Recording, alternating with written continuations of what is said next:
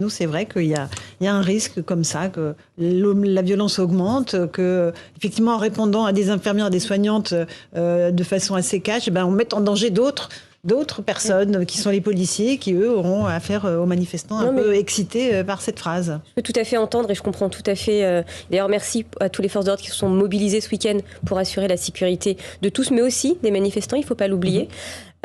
Mais encore une fois, c'est pour ça que j'ai pris du temps à réexpliquer le contexte, parce que je pense qu'aussi on a un devoir d'expliquer le contexte aux Françaises et aux Français pour qu'ils comprennent dans quel contexte ça a été dit. Encore une fois, chacun se fera son opinion et encore fort heureux, mais les violences, elles sont là effectivement depuis un certain temps. Et d'ailleurs, si vous me permettez, je vais adresser juste mon soutien à la députée Yael Braun-Pivet, qui a aujourd'hui reçu une menace de mort chez elle, enfin en tout cas à l'Assemblée. Et effectivement, vous disiez les permanences parlementaires, mais pas que. En fait, on a aussi un autre député, je ne vais pas dire sa couleur politique parce que ce n'est pas important, mais qui a eu son domicile brûlé. La voiture brûlée. Exactement, ça aurait pu être extrêmement grave.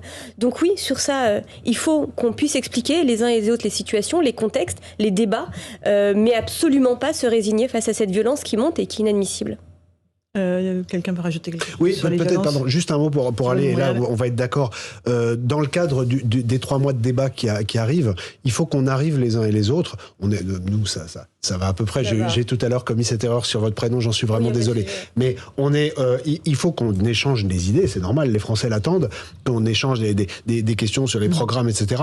Mais il faut qu'on fasse très attention à ce qu'il n'y ait pas une agressivité entre les uns et les autres, et à ce que cette tension qu'il y a dans le pays déborde sur les plateaux de télévision, dans le cadre des débats, etc. Parce que les Français ont aussi besoin d'avoir un débat digne, un débat d'idées. Après, ils trancheront, et puis c'est formidable, c'est le suffrage universel, on a la chance. Mais on a aussi une responsabilité, nous, dans le cadre de ces débats. Pas que un petit mot, Tatiana, et vis-à-vis aussi des Français, parce que autant entre vous, qu'est-ce que ça a pour effet? Ça fait dépolitiser les gens. C'est-à-dire que les gens se disent au final, c'est tellement violent que ni l'un ni l'autre.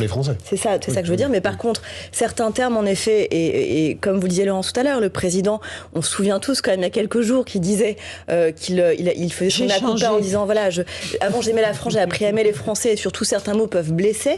Et je me souviens aussi qu'il disait mon obsession maintenant, c'est ce qui arrive dans le portefeuille des Français, et donc reconnaissez les erreurs là-dessus, et en disant en fait, en revenant sur l'histoire des gilets jaunes. Et je pense qu'il y a une gilet jaunisation de la société, que la crise est passée par là, et qu'il y a aussi des gens qui considèrent qu'il y a une vraie fracture aussi, parce que certains ont été beaucoup plus riches et d'autres beaucoup plus pauvres.